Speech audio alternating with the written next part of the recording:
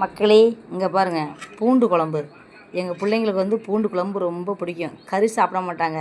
அதனால் எப்படி செஞ்சேன்னு கேட்டிங்கனாக்கா, 1/2 கிலோ தக்காளி, 1/4 கிலோ வெங்காயம், பெரிய வெங்காயம், 1/4 கிலோ பூண்டு, பெரிய பல்லு பூண்டு உரித்து வச்சுட்டு, இது என்ன பண்ணணுன்னா சிம்பிள் தான். இதுவுமே கடாய் வச்சுட்டு 100-150 கிராம் எண்ணெயை ஊற்றணும். ஊற்றிட்டு கடுகு உளுந்து போட்டு வெந்தயத்தை போட்டு நல்லா செவக்க விடணும். கருவிட்டாலும் பரவாயில்ல, பிரச்சனை இல்லை.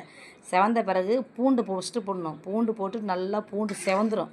செவந்த பிறகு என்ன பண்ணணுன்னா வெங்காயம் போடணும். வெங்காயம் போட்டுட்டு வெங்காயத்தை அப்படியே கருவிடக்கூடாது, பாதி பதத்துக்கு வேக விட்டுட்டு அப்புறம் தக்காளியை போடணும். பாருங்கள், தக்காளி தெரியாது, எல்லாம் கரைஞ்சிரும். தக்காளி போட்டு 4 கிண்டி விட்டு உப்பு போட்டால் கரைஞ்சிரும். நல்லா வேக விட்டுட்டு அதுக்கப்புறம் மிளகாத்தூள், நிறைய மிளகாத்தூள் போடணும். மிளகாத்தூள் போட்டு அதுக்கு தகுந்த மாதிரிக்கு புளி ஒரு 100-150 கிராம் புளி போட்டுக்கணும். புளியை கரைச்சி ஊற்றி உப்பு போட்டு மஞ்சத்தூள் போட்டு நல்லா கொதிக்க விடணுங்க. கொதிக்க விட்டு திரும்பவும் ஒரு 150 கிராம் எண்ணெய் ஊற்றணும். இதில் 1/4 லிட்டர் எண்ணெய் ஊற்றிருக்கேன். கேடாமல் 10 நாளைக்கு கூட நல்லாயிருக்கும். அப்படியே சூப்பராக இருக்கும். அதனால் இந்த மாதிரி தான் செய்யணும்.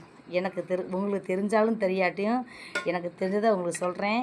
நீங்களும் செஞ்சு பாருங்கள், சூப்பராக இருக்குங்க. பாருங்கள், கட்டி கட்டியாக பூண்டு இருக்குது. அதனால் பிடிச்சிருந்தா எனக்கு லைக் போடுங்க, கமெண்ட் பண்ணுங்கள், ஷேர் பண்ணுங்கள், சப்ஸ்கிரைப் பண்ணுங்கள் மக்களே. பாய்.